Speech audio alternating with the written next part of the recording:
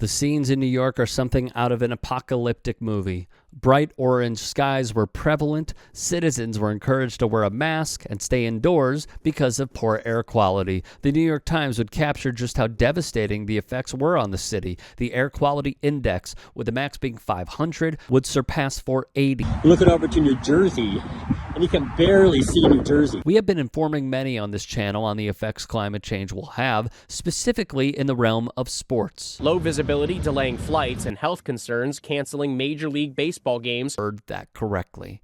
That video is via Eric Bolin, who covers the Yankees for Newsday. In the Bronx, we have updating news. This is where the Yankees game has officially been postponed for the evening. The first pitch was supposed to be at 7:05. This looks like this is the first time ever that we see a Yankees game postponed at Yankee Stadium, specifically due to the wildfire smoke concerns. Inside the stadium,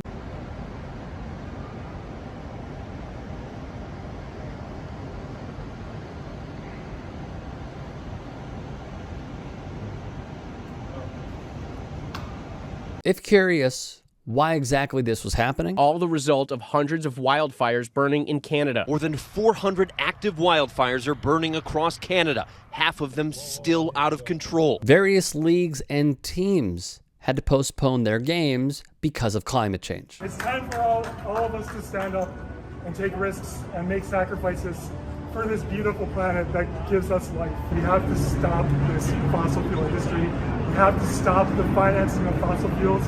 We have to stop new fossil fuel projects. We don't have any carbon budget left. The more carbon we put into the atmosphere now, the worse everything is gonna get. It's gonna literally take us to the brink of civilizational collapse, and we have to stop it right now. NASA climate scientist Peter Kalmus has tried warning us over and over again, and yet it seems like progress is nowhere near being made.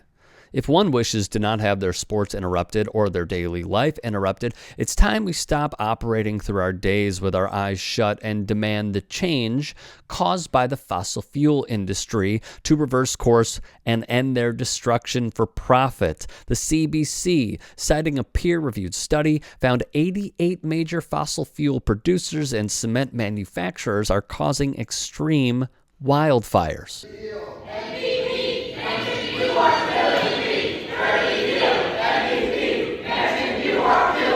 Protesters disrupted Joe Manchin's speaking engagement with Semaphore, per ExxonMobil lobbyist Keith McCoy being interviewed by undercover journalists with Channel 4 News. So who are the fish?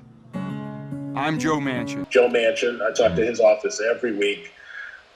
He is the kingmaker. Stateside, the top politicians that are receiving funds to kill climate legislation and also crush our health along with our planet via open secrets are Joe Manchin, House Speaker Kevin McCarthy, August Pfluger, James Lankford, Wesley Hunt, Lisa Murkowski, Steve Scalise, anti-abortion conservative Dem Henry Cuellar, Mark Wayne Mullen, Dan Crenshaw, J.D. Vance, and unfortunately many, many more. In the country with more than 400 wildfires going on as we tape this, environmental advocates are calling on Canada to do more to address the problem fueling the recent scenes of wildfire devastation.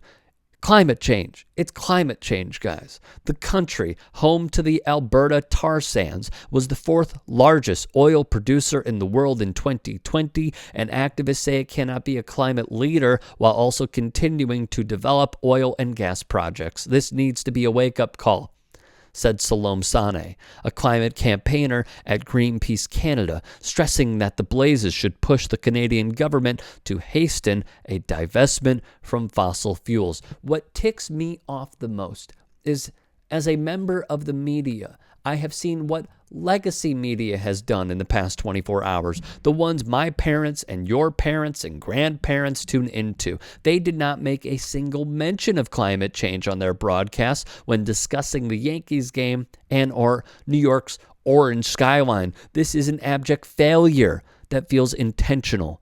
More than a third of the area charred by wildfires in Western North America can be traced back to fossil fuels. Only 100 fossil fuel producers are responsible for 70% of the world's greenhouse gas emissions, wrote Price of Oil. We cannot dig our way out of this hole with false solutions that prolong the life of fossil fuels. The response must be to slash carbon pollution by phasing out fossil fuels, and fast.